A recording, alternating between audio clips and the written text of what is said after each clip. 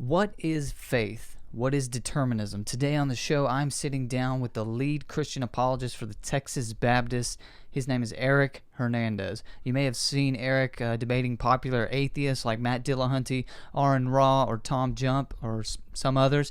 I've been looking forward to interviewing Eric for some time now, ever since I watched his interaction with Aron at the Bible and Beer Consortium, and I think you'll enjoy our conversation about that. And if you do, please like the video, leave us a review, subscribe, and of course, if you want to support us, you can follow the Patreon link in the description below and become a supporter of the show. Enjoy the episode, guys. Hello and welcome to another episode of Help Me Believe, the show about Christian apologetics and theology. My name is Haden Clark, your host, and I am excited to introduce my guest to you. He is the lead apologist for the Texas Baptists. His name is Eric Hernandez. How are you today, sir? I'm doing good. Thank you for having me on. Hey, man, I really appreciate you coming on. It's an honor to have you on. I know you got a busy schedule with the family and work and everything like that, so I really appreciate you taking the time out to come on and do this, and I'm excited to introduce you to the audience. I think I first came across your work and your ministry when I saw Aron yelling at you, so that was an interesting way to come across somebody. But I saw that title, Aron yells at me, and I thought, who's he yelling at now? I got to go check this out. And so it was none other than Eric Hernandez. Yeah, I appreciate that.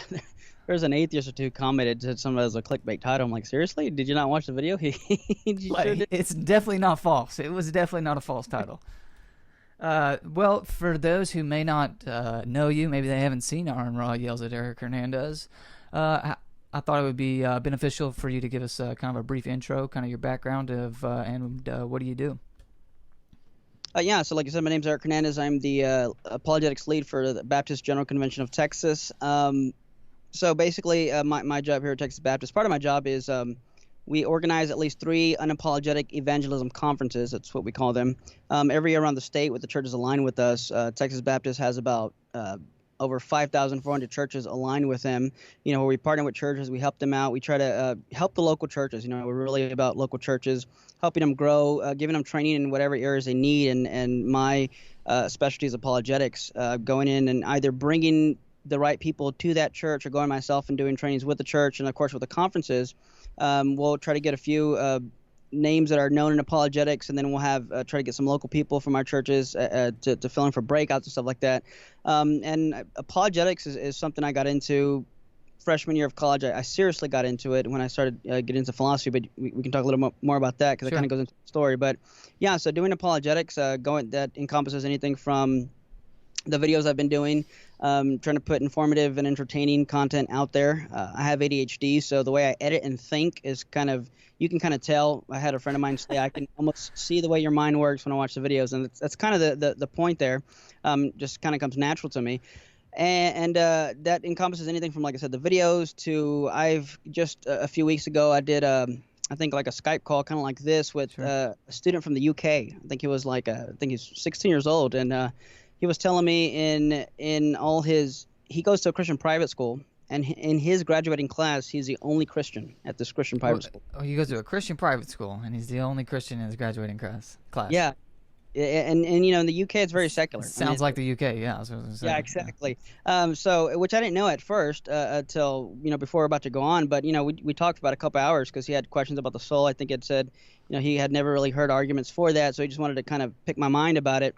But anything from even just helping someone like that, or I've gone onto college campuses. I've given like a 30-45 minute lecture and let the students just grill me with questions for an hour and a half.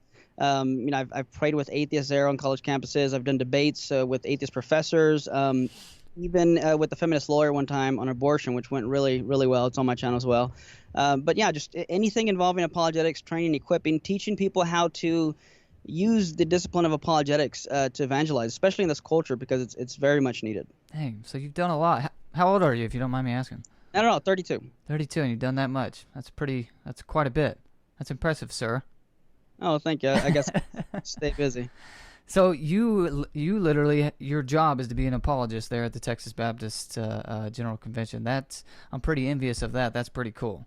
Texas Baptist apologetics, that's your job. You got all 3 things. Check for me at least.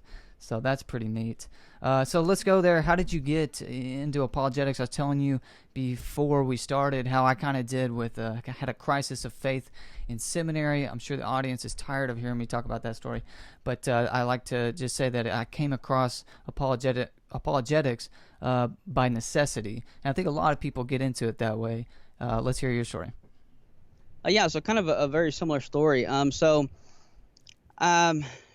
I remember one time my youth pastor, he said, if anyone tells you to prove to them God exists, you simply have to say, prove to me he doesn't. And I remember thinking, that's brilliant. I'm going to put that in my back pocket. Whenever I need it, I'm going to pull it out. Freshman year of college comes around, and it's time to sign up for classes. And I see philosophy as a class, as an elective, and I think maybe that's a class I could take and skip if I needed to, kind of a blow-off class, have fun with. My professor that I had, I came to later on learn he was an atheist, but I didn't know up front. One week he said, we're going to talk about what's called the burden of proof. And then he says, as a random example, he says, if you're a Christian here and you say God exists, and someone asks you to prove that, it would be inappropriate for you to turn around and say, well, prove to me he doesn't, because the burden of proof is the notion that if you make a claim to truth, then you have to bear the burden to prove that. So if you make the claim God exists, you can't turn that burden around and shift it. You have to bear the burden for what you claim is true. Sure. Remember when I heard that, I kind of felt like my house of cards just I was going to collapsed. say, worldview gone. Yeah, and growing up, I was always one to ask questions, and I even got in trouble with a couple of my youth pastors for asking questions, but that's another story. Anyway, so that semester I learned a lot, and to try to kind of keep it brief, when the next semester rolled around, I wanted to sign up for another philosophy class.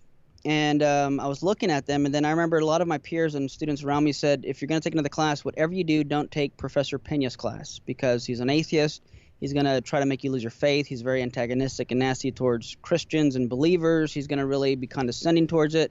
If you take his class, you could lose your faith. And I thought to myself, sign me up. Not because I wanted to lose my faith, because call me crazy, but I was raised to believe that all truth is grounded in God. So why? And if that's the case, why should I be afraid to learn anything?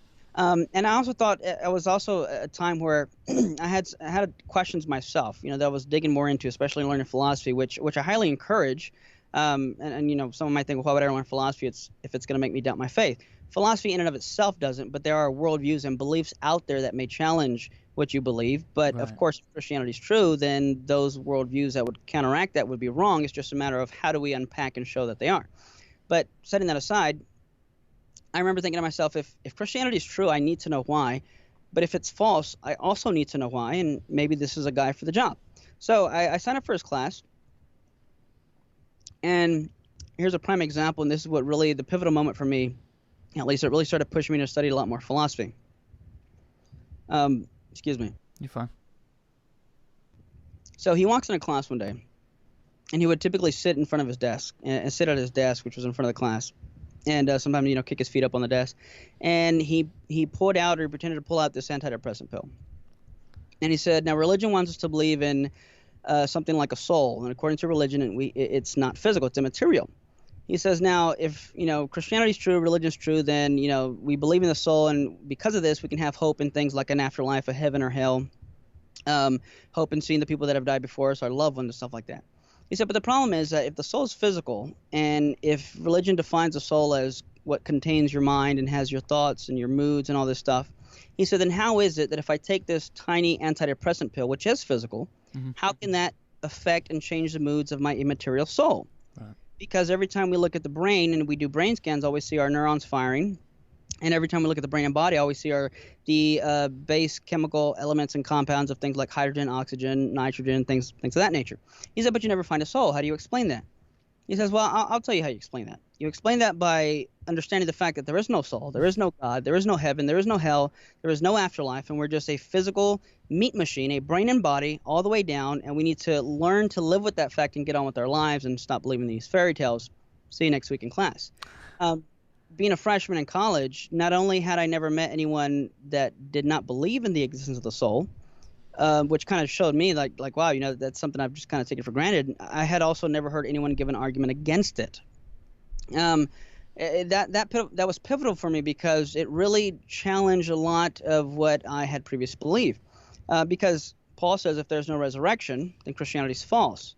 well, if there's no soul, I would argue you can't have a resurrection. If there's no resurrection, again, Christianity's false. So I had a choice to make. I can kind of just throw in the towel, or I can look a little deeper. That's when within that year or so, and a few years later, I got a hold and learned about the work of men like J.P. Moreland, who's my favorite philosopher apologist around. He specialized in the soul, and now the soul, the existence of the soul, the existence of consciousness, things like free will that all encompass philosophy of mind, has become an area that I've really focused on, and I've done talks on that, debates on that, and stuff like that. In fact, the car that I own now, which I bought at the end of last year, is a Kia Soul, just because I'm so for the topic. And Thank you for that little addition there. yeah, that's an interesting story. And while we're there, maybe we can camp out for a second. What would you recommend for someone who's feeling the tug of a counter argument? That's really what doubt really is. People is just whenever you hear something that you haven't heard before, like, oh, okay, well, if God created everything, then where did God come from? And if you'd never heard that before, you might think, oh, I didn't think about that. And so now you're experiencing what's called doubt. And I'm sure you got some good ways and bad ways to deal with doubt, Eric. What would you recommend for someone who's dealing with doubt? Well, it kind of depends where that doubt's coming from. It's kind of a case by case, but sure.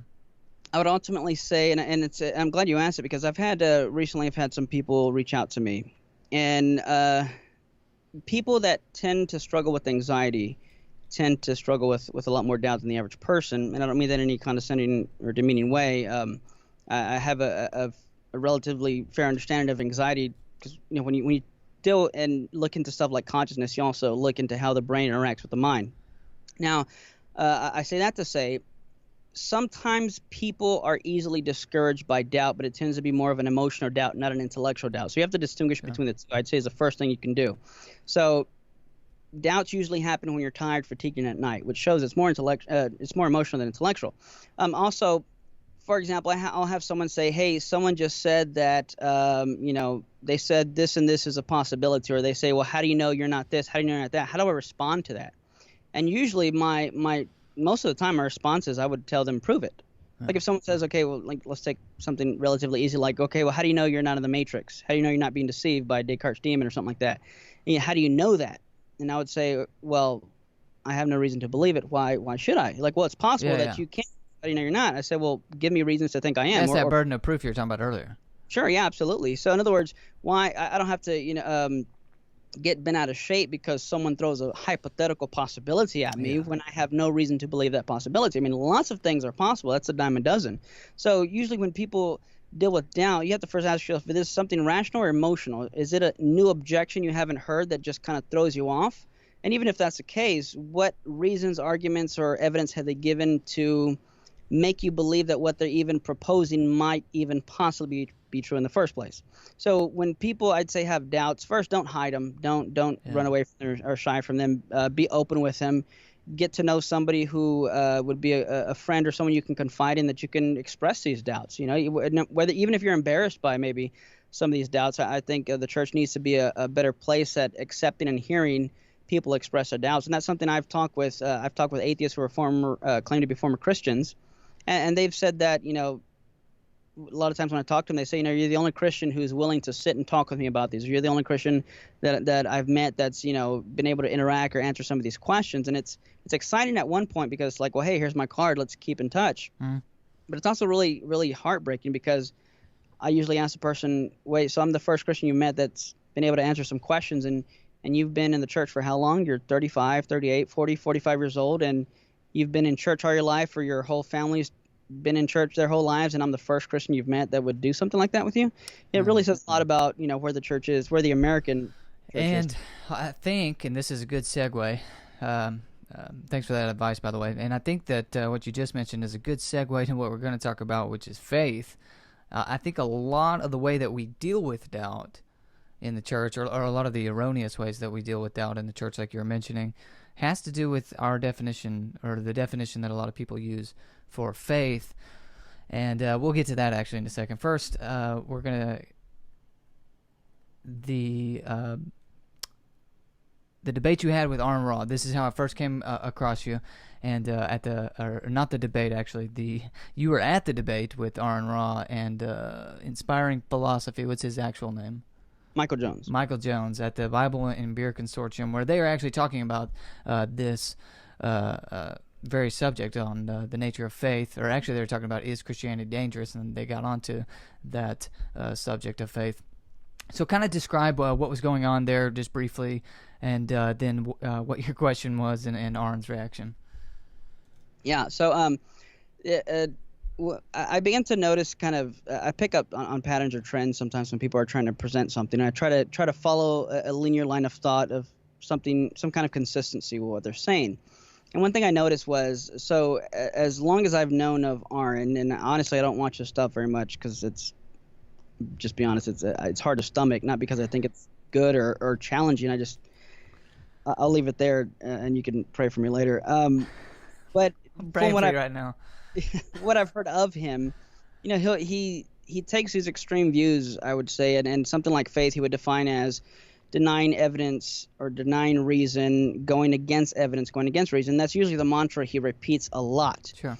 Now, that being said, and you can see that in the video that I made, where Aron Ra yells at Eric Hernandez, something like that. When Michael Jones addresses in his opening, because he knew Aron was going to bring this up, and he goes through what the definition of faith, which is pistis, the Greek word that the Bible uses for faith is pistis, which is a trust or confidence. And during the Q&A, he asked Aron, in his opening speech, after going through how the Bible uses it, defining it, even going as far as to saying no person with Greek literature who's used this word ever defines it or uses it in the way that Aron's trying to say it's used. And then in the Q&A, he asked Aron, can you name one scholar who specialized in Koine Greek who would define pistis in the way you do? And of course, he was kind of like thrown off by the question. He's like, well, we have demonstrated. Really didn't give a good answer. And at the end of the answer of that section or segment, he basically said, I don't know. And no, he can't name one. Another thing I noticed throughout the debate was that in his mind, he kept bragging that he's been doing this atheist activism and research and talking with Christians for over 20 years. And he repeated that. I didn't count. You can watch the video. He repeats it a lot. Yeah. And so once a week kind of think for the over 20 years. Yes, I've got it in my head. Yeah, it's hard to get out too. And repeating this so much, it's like, okay, so you take pride in this 20 years of research and whatever you've been doing, but at the same time, you've been corrected on this definition numerous times. Now, given that the topic of the debate is Christianity dangerous, I'm thinking to myself, well, maybe the most dangerous thing in this room is not Christianity, but Aron Ra's own alleged intellectual research. Yeah. So my question was, hey, you couldn't name a scholar, but you've been bragging about doing this for 20 years. Maybe I said, could it be possible that maybe it's your own research that's flawed, biased, and dangerous to the pursuit of truth? He didn't like the question, and that's when he started getting upset, and then he started yelling. Says, "Well, he dodged that thing like a wrench, bro. He didn't even try." No, he really did. He did not address the question at all. Instead, he went on a rant and said that in 20 years of talking with people, no one's ever given him scientific evidence for God, and I can't. Neither does Michael Jones. No one can present it to me. You ain't got it. I win. And if you think you got it, then bring it. That kind of became a thing. But I gotta say, from watching it and not being there, the exclamation, "I win." It was like, I don't know that he actually was, but it just reminded me of someone making an exclamation and waiting for the audience to clap. And man, it was crickets. But anyway, continue. Yeah, no, and maybe he did expect that. I don't know, but what I found, and then this is where. So, well, to finish that, sure. After that, I kind of made a video kind of pointing out, what was going on and what I had noticed and how he reacted to it. And then here's where it got interesting. So I'm just going to go ahead and say I think Aron's pretty prideful. And you don't say. The Bible says pride comes before the fall. And what I noticed was that my channel at the time when I released the video wasn't even 1,000 subscribers. It's around 1,600 right now, and thanks to him, I thank God for using him as an atheist to help me grow my channel. But I appreciate him allowing God to use him that way. Having a relatively small channel compared to his 217,000 plus, and growing. For him, I guess people were sending him the video, and for him to come onto my channel and comment something which he pretty much just like reasserted what he said. Right, he said the same thing. I'm going to be completely honest with you. I tried to watch the interview, and I was thankful for the way that you were presenting what you were presenting. But it was, for him, it was just more of the same. Did he ever relent? Did it ever change? Well, no. So at this point of the story, it was just he commented on the video, and I had said something like, you're just doing the same thing. You're not. Okay, I see. I thought you were talking about whenever you had your debate with him. He actually in your YouTube commented on your video. Gotcha. Okay, go ahead. Sorry. Channel, and as busy as he is, to come over to a small channel's YouTube and comment on the video, it really struck a nerve.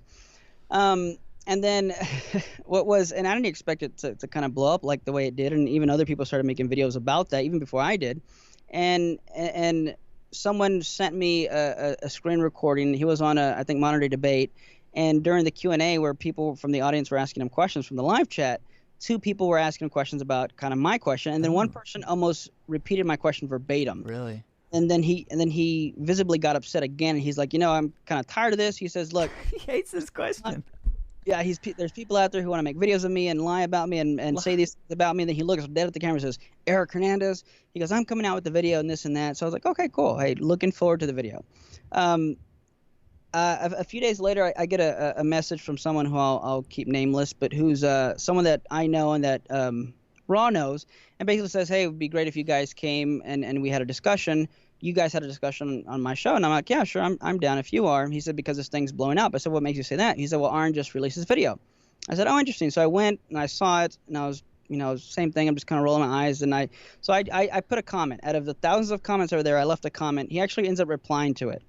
Now, before that, though, the guy who reached out to both of us actually said that I told him, like, yeah, I'm down. If Aron's down, sure, I don't mind doing it. And then he came back and said, hey, Aron said he doesn't want to do it. I said, okay, so he declines initially. After commenting on his video, again, out of the thousands of comments, he replies to mine, and apparently it really upset him that I commented on his video and I guess didn't agree with him. I don't know. After that, not only did he change his mind about accepting an invitation to have a discussion with me, he sent me a personal invitation himself to my email address, inviting me to come onto his show. Yeah. So that's why I say he's prideful, because I mean, he gave it more exposure in my mind. Well, hats off to you. A lot of people, if you were to decline to go on to, so the original offer was to go onto somebody else's show and have an actually moderated dialogue, and he declined that, and then counter-offered you just to come onto his show. After I commented on his video. Yeah. So, I don't want to project anything upon Aron, but that just kind of sounds like, well, I'll have more control over here. On my own show, which he did throughout the whole conversation that I watched anyway, as far as just, cutting you off all the time. But so that's, hats off to you for even going on there. I don't know. I probably would have declined. I've been like, no, if you want to do it, we'll go to the moderated discussion like the original offer was. Yeah, and it's funny you say that, and I want to be charitable as much as I can, even to Aron, in that when he invited me, I said, look, I'm willing to do it as long as we can get somebody to moderate. So we found somebody who'd be willing to come on, and I'm surprised he said yes. Okay. He was willing to have someone come onto his own show and do that. Well, again, I'll also leave this person nameless, but they ended up backing out because they just kind of, I guess they saw, what was what was surrounding that, and kind of didn't want to be caught in the middle. And this was like last minute. So I told Aron, hey, the guy backed out. I'd still prefer to have someone. And then, of course, I can't hear Aron's voice in email. But then at that point, he was like, look, have whoever you want on. Doesn't matter. I just want you to switch. So which I give him some respect for that. Yeah, I was going to say, I will retract my previous statement. That is respectable. Aron, I highly doubt you're listening to my podcast. But if you do, love you, guy. You're welcome on this podcast anytime. I'd love to come on yours and have a dialogue. Besides the few times I've seen you just absolutely explode, you seem like a pretty nice guy. I think you're wrong about faith. Eric and I are going to discuss that now. What I give him at the end of the email, though, my sentiment changed just a little bit, because he says, invite whoever you want on, just tell them as long as they can just sit there and shut up and not interrupt. And I'm thinking, what's the point of having them on there? So anyway.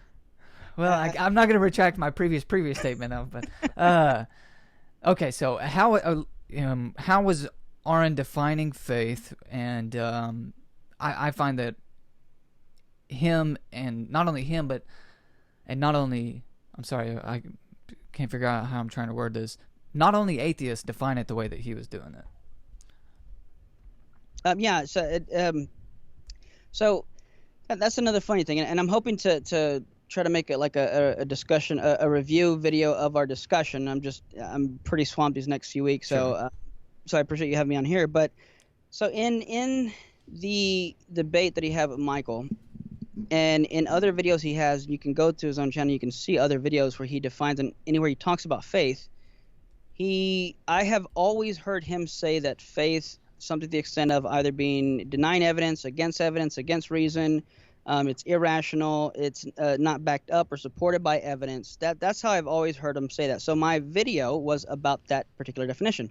When he brings me on his show, I'm completely thrown off because he says that he defines faith as not being supported by scientific evidence. And then that threw me off. I said, well, I've never heard you say that. He's like, oh, no, you heard it in the debate.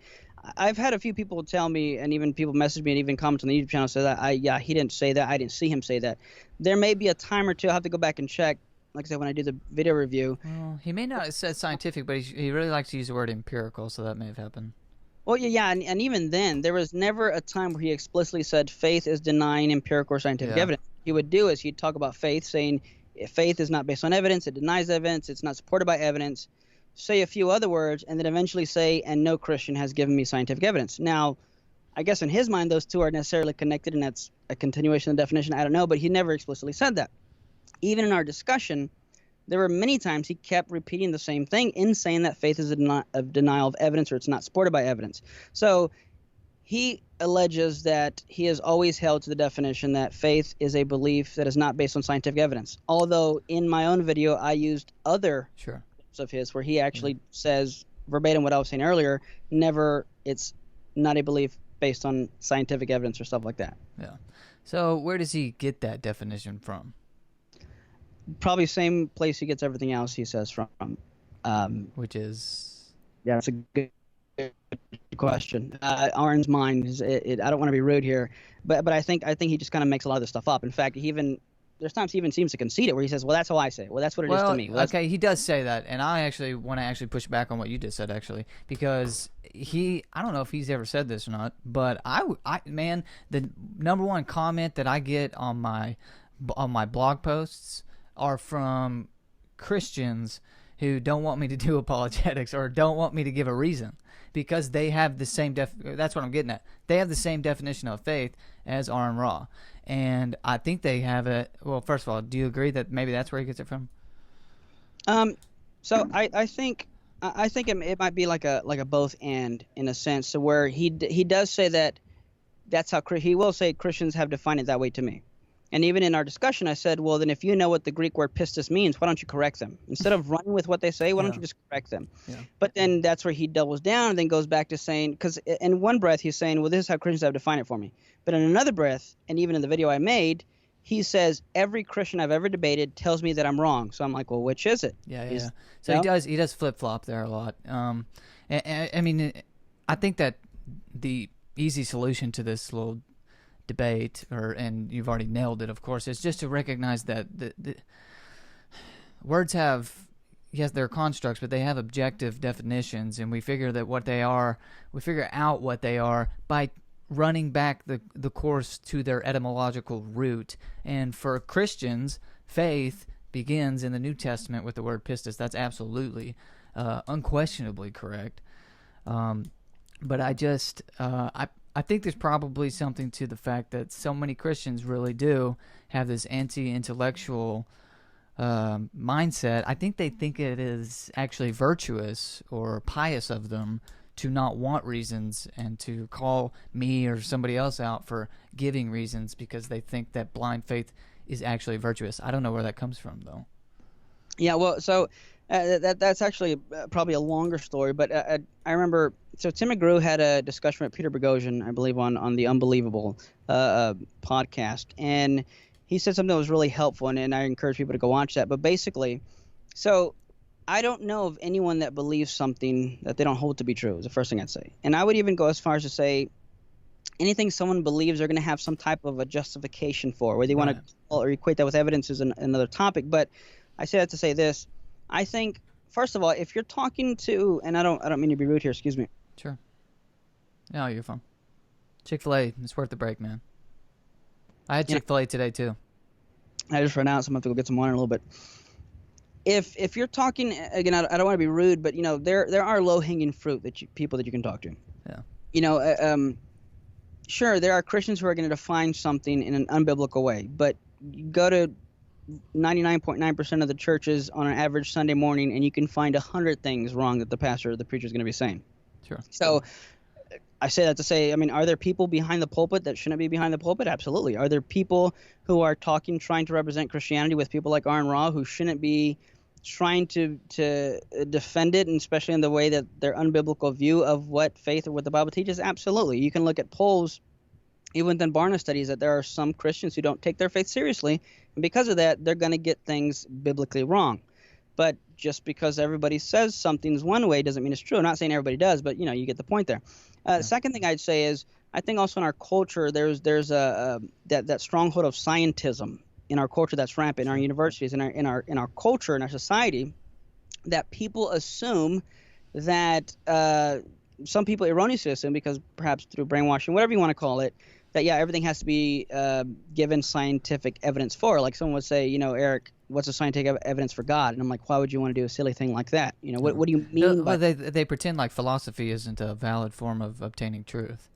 And that's the thing there, because the same Christians who would probably define faith as not being based on evidence, who would agree with Aron, I'd say first, are also the same kind of Christians, like you said, who would probably reject something like philosophy.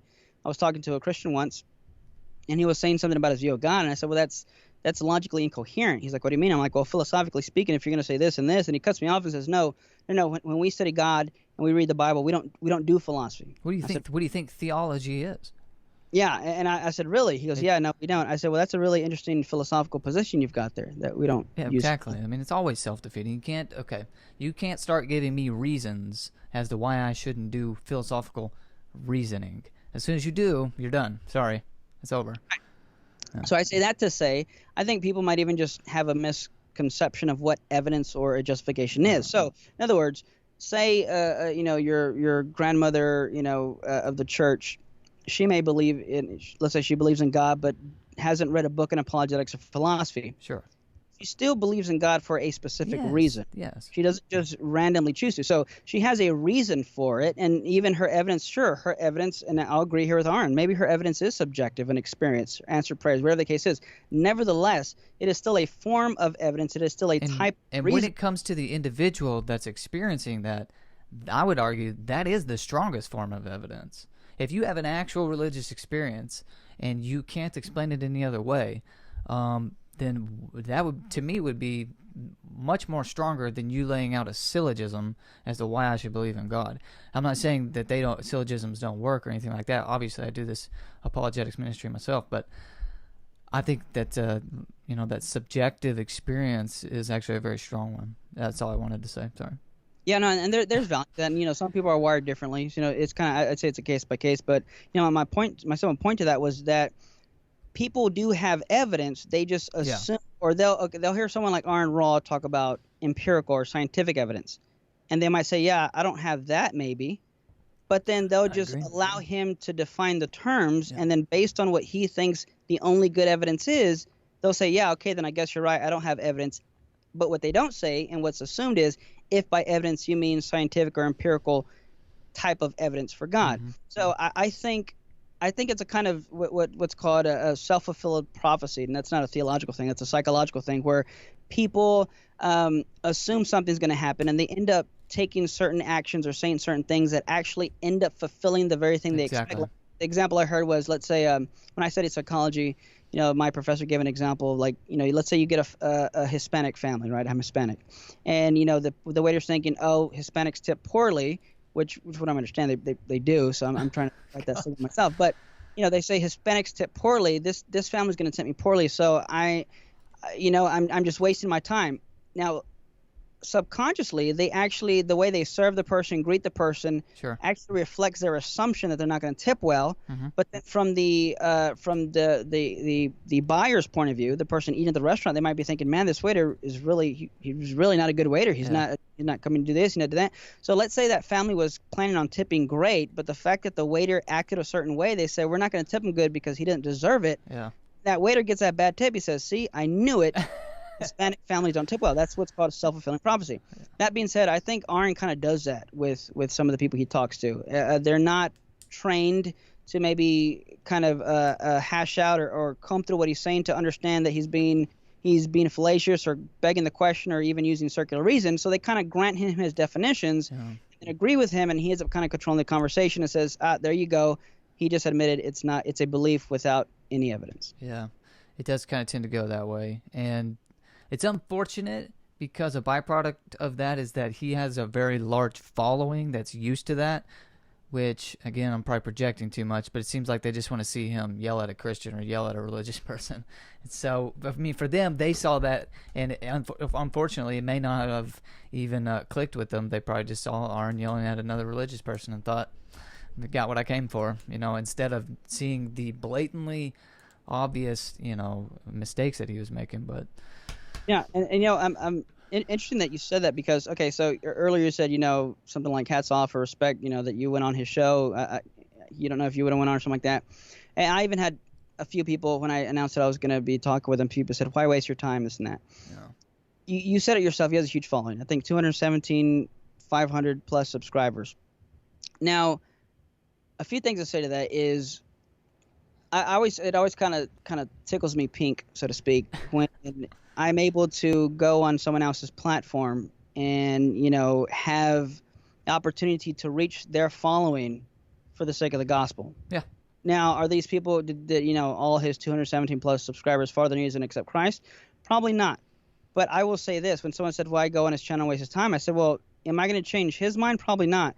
Yeah. But I have the possibility of reaching one out of those 217 plus people? Absolutely.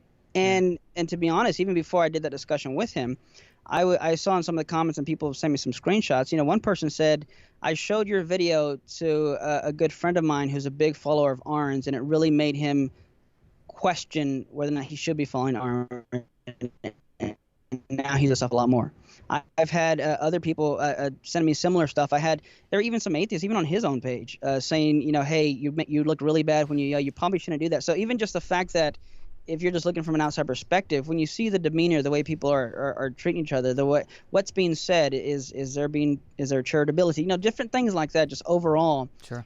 I think it's definitely worth it to be able to go on there. And even in our discussion, Aron said that my video caused a lot of people to send him messages or whatever saying that he's been corrected on it. And again, that's why I say he's prideful. But it obviously made an impact. It struck a nerve, and it caused some people to kind of second guess or reevaluate, hey, is this guy actually making a good case, or is he just confidently making assertions while being loud about it, which is not a rational argument. No, it's not. It's a good point.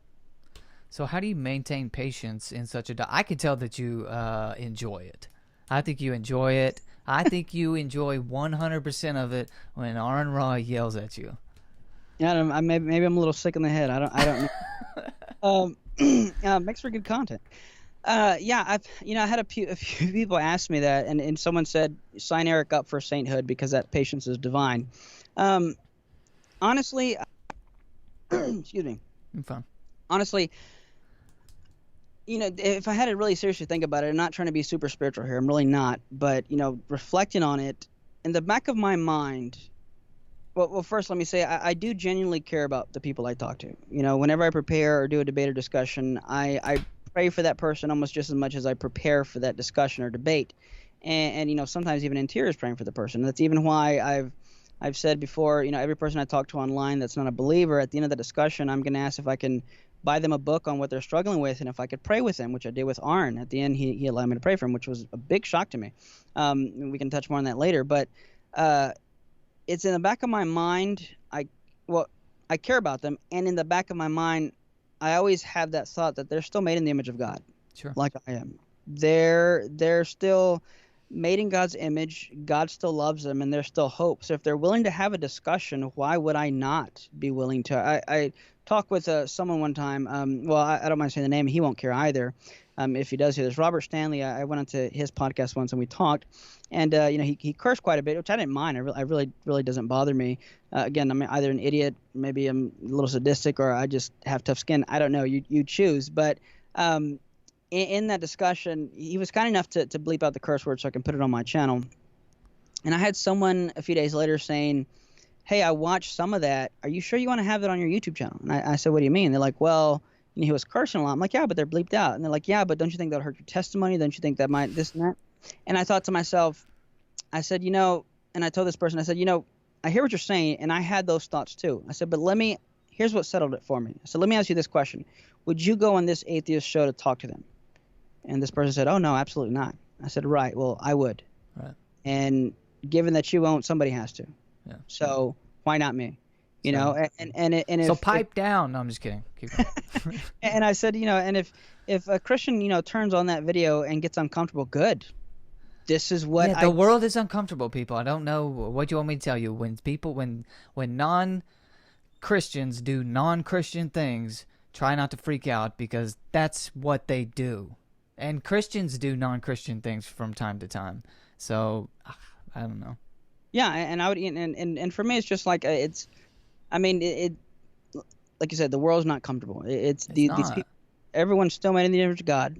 And if it weren't for by the grace of God, I wouldn't be saved. If it weren't for, God being who he is and knowing what it would take, I wouldn't be where I'm at today. So I owe everything to God. Mm-hmm. And I could have very well possibly could have been in that person's situation just like they are. Mm-hmm. So any opportunity I have to reach someone, talk to someone, and even reach more people that I could not have reached myself. Again, I always think it's ironic where I've told, my atheist professor, I told you that questioned me on the soul. He was actually my first public debate 5 years later. Really? No, was it 5 years after I graduated? It was my first public debate.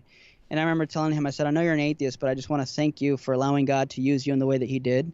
I said, because if it weren't for you, I wouldn't be where I'm at. And what I always find ironic is that, with these questions that I had and that I was wrestling with,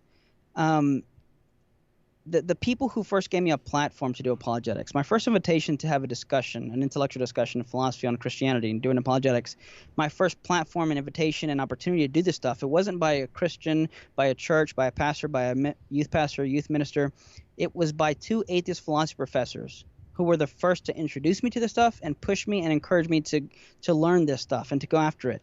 Sure. And what I find sad is that even if God wanted to use a Christian in this capacity in my life, he couldn't, because there were none around me. There were no Christians who would not just who could not only wrestle these questions with me, or who were equipped, but there were no Christians who did anything like that or who were willing to even do that. Sure. So, hey, I still don't have any. I've been doing this for 5 or 6 years. And I've met a lot of people like yourself through the internet, and you and Blake are a lot closer.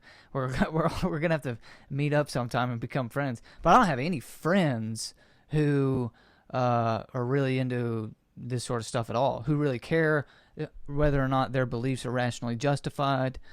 And I do have some pastor friends who kind of know what apologetics is and do approve of it, but they're not actually going to take the time to do whatever. There's just, I don't know, I get on the internet and get in my apologetic circle on here and feel like there's a lot of us, but there's just not. Yeah, and it's kind of one of those things where there's a lot of work to be done. I love what Greg Kokel says. There are people who sow, there are people who reap, there are gardeners, and there are harvesters. I consider myself a gardener.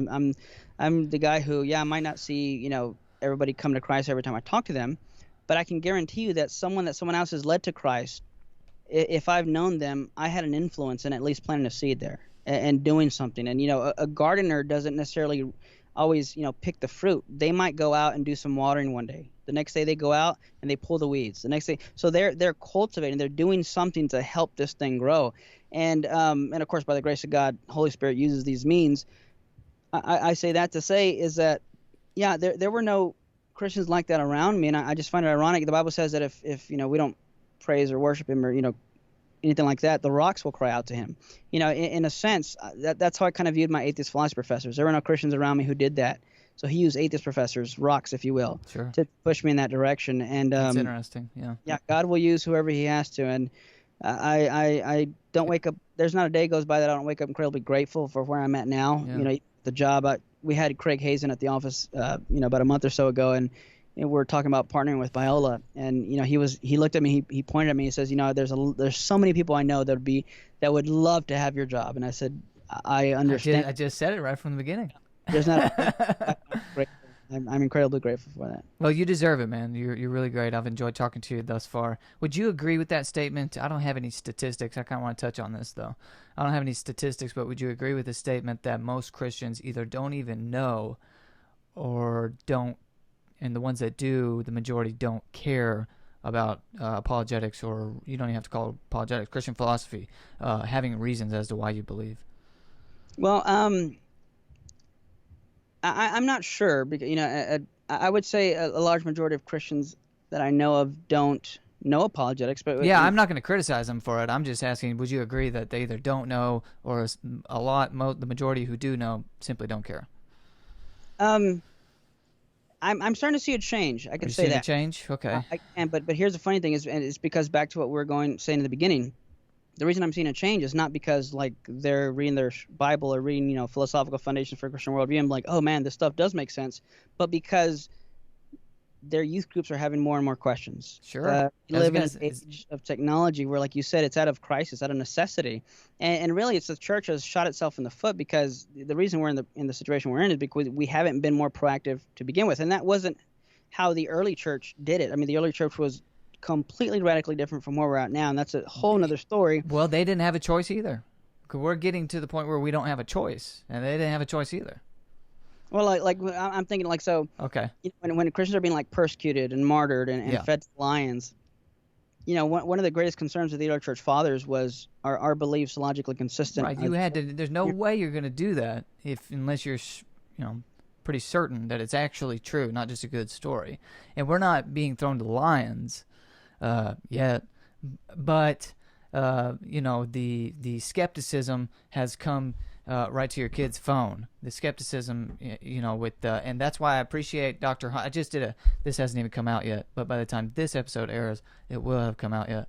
I had to think that through. I had Dr. Braxton Hunter on just 2 days ago, interviewing him, and he commented on YouTube apologists and how important it was, because that's where the doubts are coming from. It's not from the scholars. I mean, some of it is from the scholars, but far fewer people will hear those scholars than will hear Matt Dillahunty or Aron Ra or somebody like that. And so to hear a scholar like Dr. Hunter come on and praise YouTube apologists, because oftentimes the weirdest thing happens where actual Christian scholars will dog on those dog on apologetics in general, but especially on YouTube apologists. I don't get what that in-house thing is about at all. But so I was just very pleased to have him on and talk about that, because there's no choice any longer. Your kids are certainly going to have their faith challenged. If you're a parent, and you are, but I wasn't talking directly to you. If you're listening, they're almost certainly going to, unless you're Amish, they're almost certainly going to have their faith challenged. And you can either prepare them for that, or you can feed them to the lions, because that's what's going to happen. Yeah, and Braxton Hunter, Dr. Hunter's a good friend of mine. And we talk often, and we've talked about that very thing you're talking about, because even now in my ministry, and I just kind of see what doors God opens, what doors God closes, and whatnot. And my heart really is to equip the church and speak to the church and be there, because as much as I love and appreciate the academic scholarly work, which we need, because I wouldn't be where I'm at if it weren't for the people that went before me and did that hard academic work. But I heard Moreland once say, you have three types of people: the people who are going to be like the academics and write the books that a small handful of people are going to read, and then that you have that next group who are like, I forgot the word he used, but I've heard that I think I heard Brett Kunkel say, I'm not an originator, I'm a translator, meaning I take what they say and I make it more accessible to the public. Exactly. That bridge, and then you have like the layperson, and we need people on those top.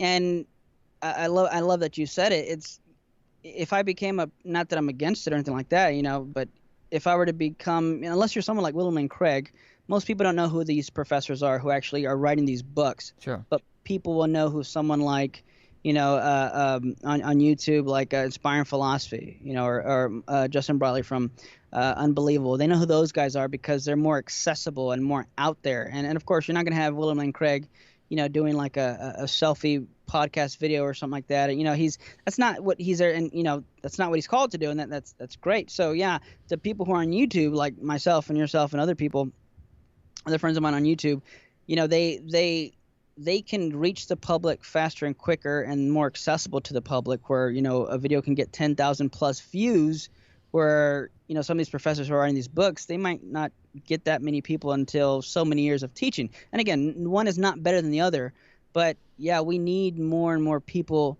who are speaking truth, standing up for truth, wherever that may come from, as long as it's biblical and as long as it's coherent.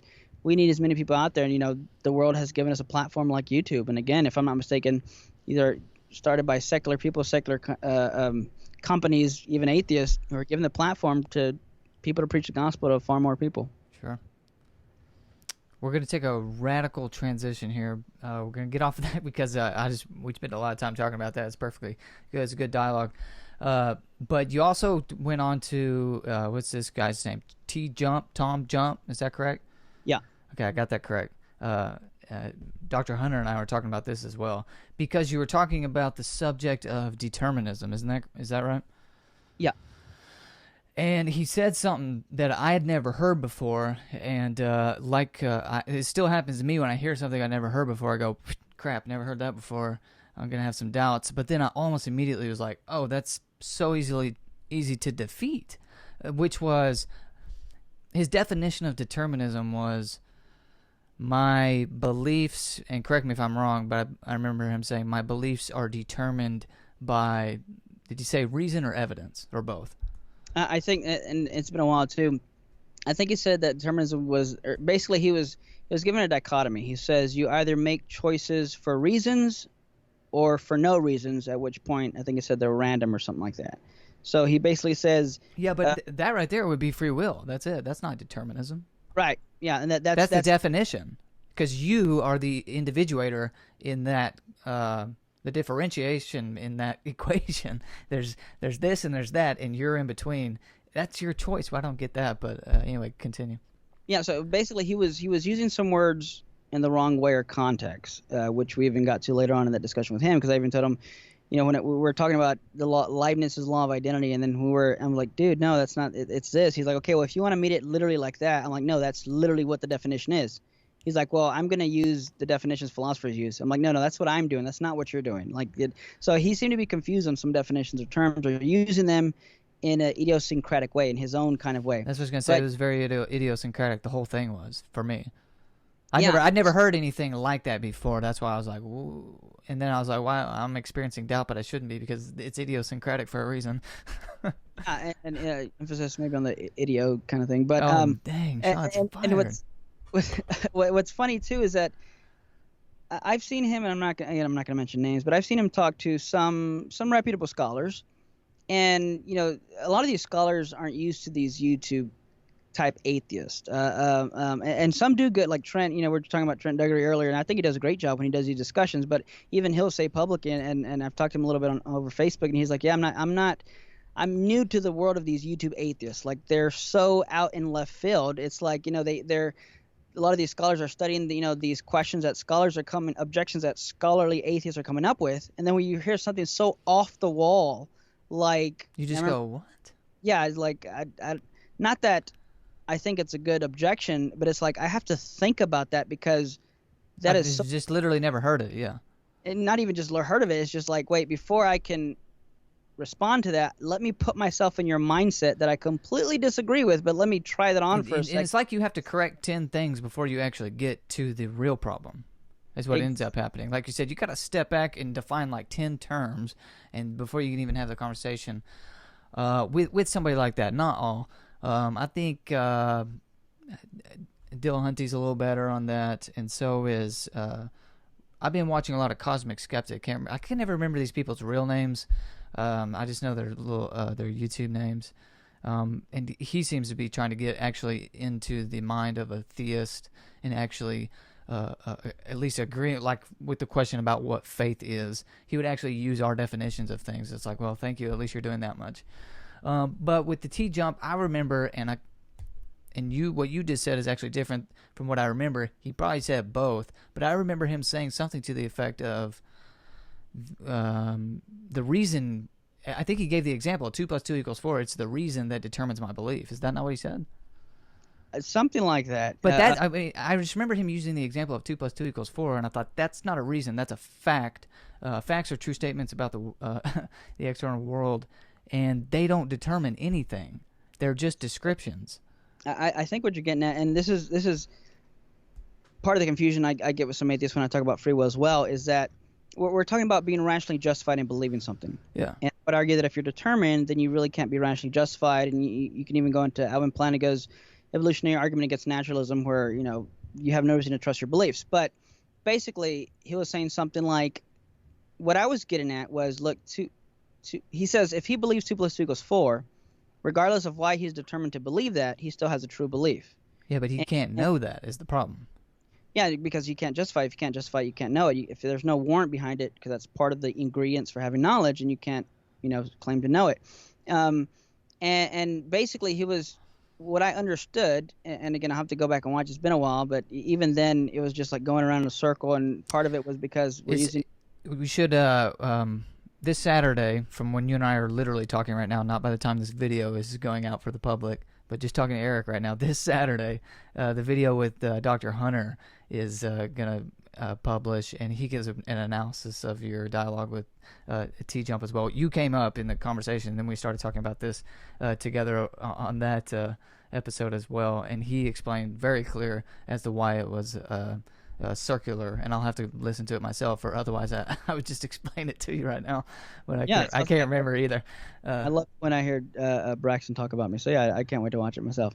But yeah, basically though, what he was doing was what I'm perfectly fine with conceding that you can have a true belief. Right, of course. Determine it's just by accident. Right, it's by accident. You're getting lucky, but you can't justify that reason.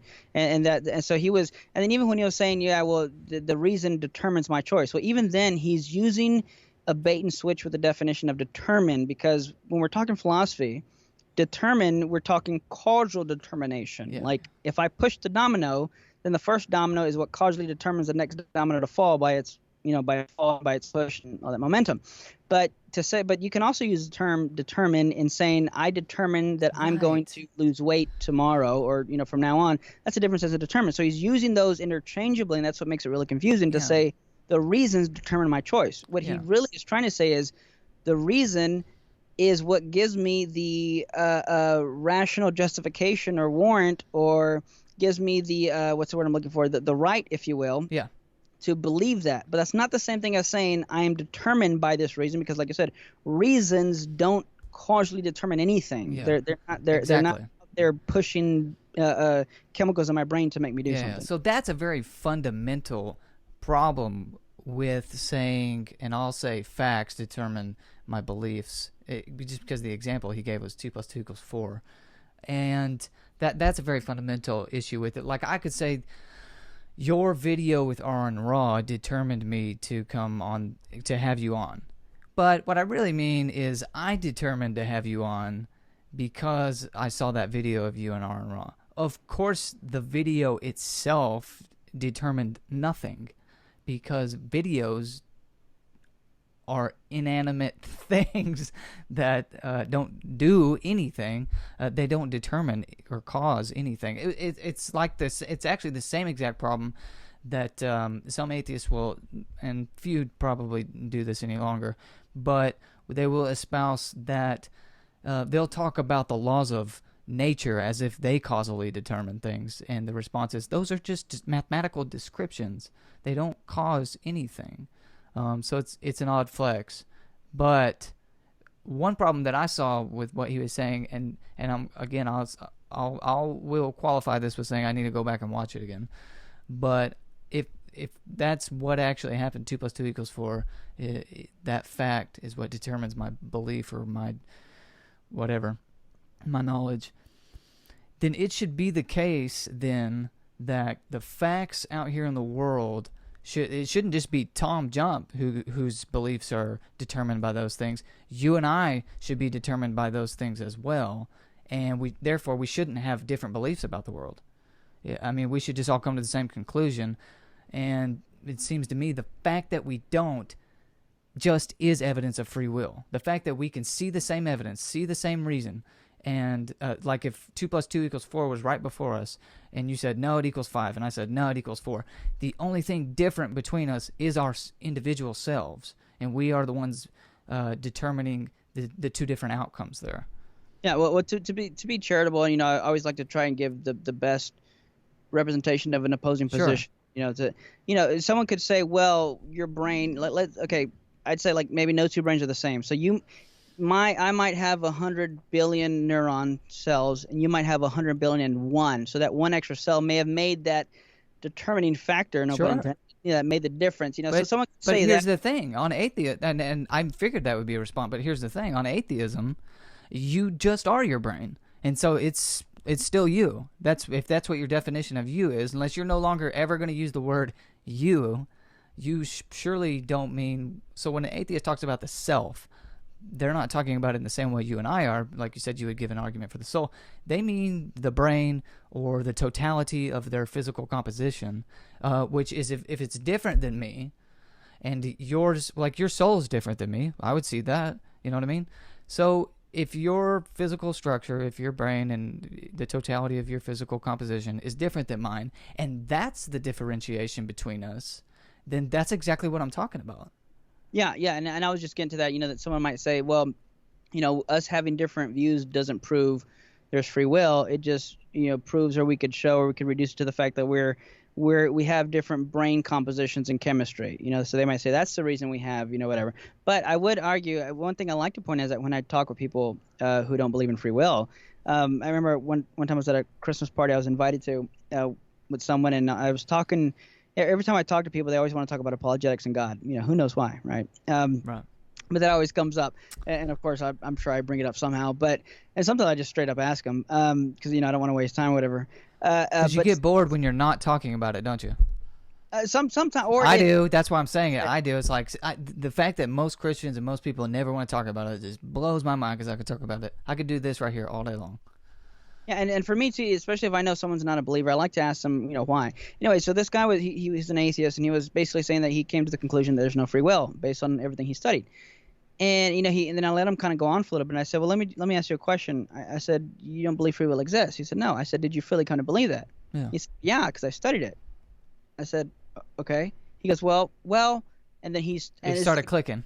Right, thought never crossed his mind. So I would say, one of the greatest things I would say points to free will is the fact that when people who don't believe in free will, I tell them, why are you so adamant about trying to convince me free will does not exist? Because if you truly believe free will does not exist, why would you try and convince me and implicitly assume I have the free will to listen and change my mind in the first place? So did you say this to T Jump, and what was his response?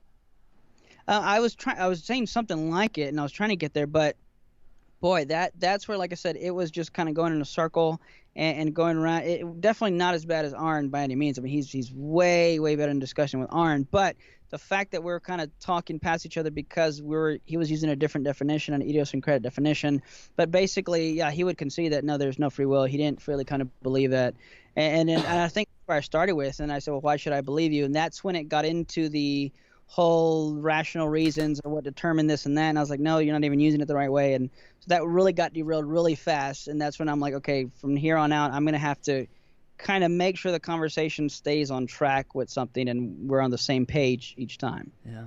Well, we've been talking for a while now. I don't want to keep you all night. If you're still listening, thanks for joining us. If you want to listen to the bonus segment, 5 more minutes with Eric Hernandez, just follow the Patreon link in the description below and become a supporter, and you can watch not only that bonus segment, but all the bonus segments that we have for our interviewees. Eric, before you go, one last question. What is your pro tip for aspiring apologists?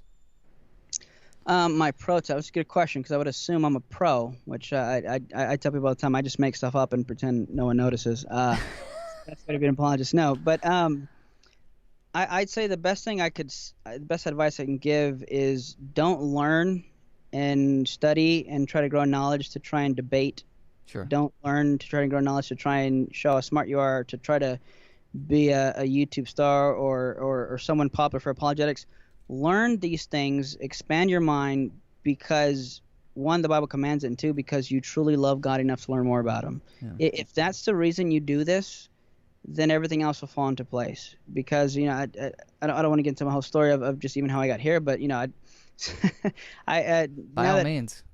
Now that more people are kind of getting to know who I am here and there, and I've even seen every now and then I'll see a new video by some atheist, and I saw a really crazy one the other day where they were talking about me, but it was like the dude smoking weed while he's talking about me, and like nice. I gotta find this one.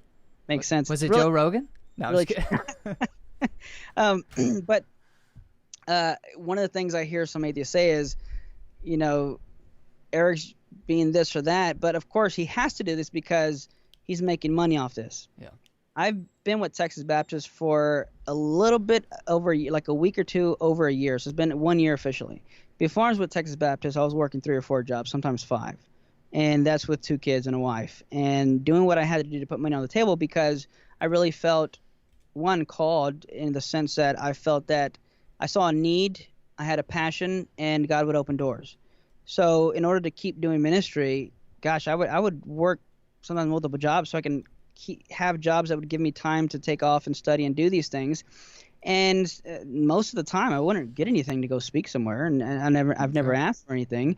Sometimes, a lot of times, it was out of my own pocket. I remember one time I was invited to go to California, and this was when I was single before I was married.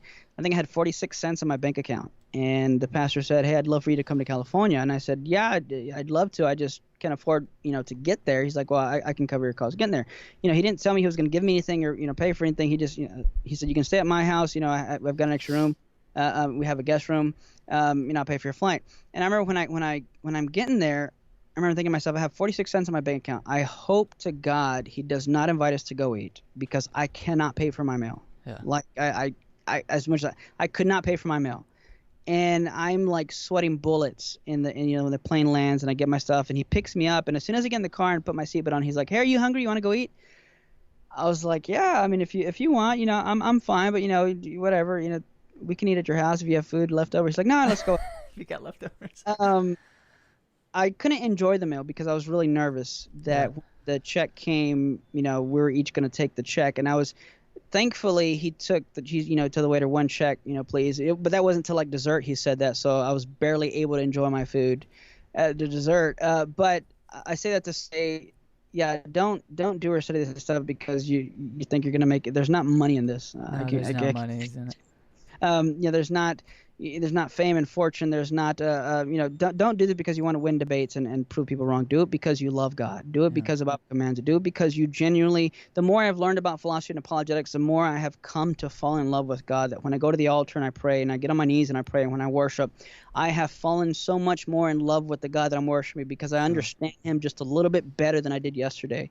I know Him a little bit better. I know Him a little bit more intimately. The more I learned about my wife and what she likes and this and that, the more I fall in love with her, and then I want to know things about her because indirectly I want to find ways that I can serve her. What kind of pizza do you like? What kind of stuff? What's your favorite place to eat? Because hey, one day I want to surprise you and take you to that place, even though it has nothing per se directly to do with me loving her. The fact that I have this information about her teaches and helps me know how to love her better. So if you want to study philosophy and apologetics theology, by all means do it, but do it for the right reasons. Do it because you want to fall in love with God. Absolutely. That's a perfect answer to that question, actually. Do it for the right reasons. But there really isn't any other reasons. Like you said, there's no money in being an apologist. There's very little fame, if any. But we do it because we love it. And I said we, like I'm throwing myself in there with you. But I do it because I love it. And I do it because... You'll get people disagreeing with you on both sides. Christians and atheists will both... Yeah, man. Everybody hates you. Everybody hates a public speaker. So that's okay. But do it because... First of all, it's commanded. Secondly, exactly what Eric said. And I would add, it will certainly... man, it just like douses gasoline on my fire for a number of things, which is Bible study. I mean, okay, once I figured out why I can know for sure that the Bible is God's word? Well, of course, my personal Bible study just enhanced immediately. It's like, wow, this actually is the word of God. And so I dive into the Bible. God actually exists, and I know that, and I can defend it. I pray to God. Okay, Jesus literally rose from the dead. Like, it wasn't some spiritual thing. It was a historical event, and we can prove it. I want to tell the whole freaking world. So my evangelism immediately. So this has a lot of effect on your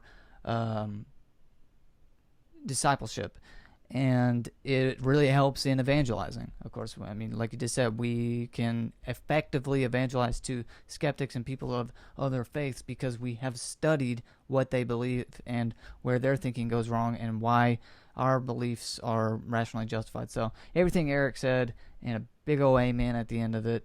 Eric, I'm glad that you struggled through having 46 cents in your bank account and not knowing if you're going to be able to pay for that meal. I would love to pay for your meal. We'll have to go to dinner sometime. You're not that far away. I've got your phone number now. I'm going to find you and take you to lunch.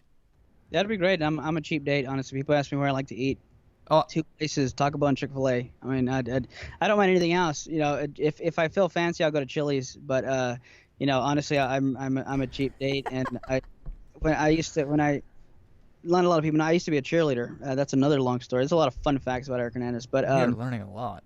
I just talked to about myself in the third person. It was a little weird, but I got a scholarship to throw girls in the air first 2 years of college. So we went out of town one time, and they paid for our meals for that day. I think we had like a $50 per diem or something.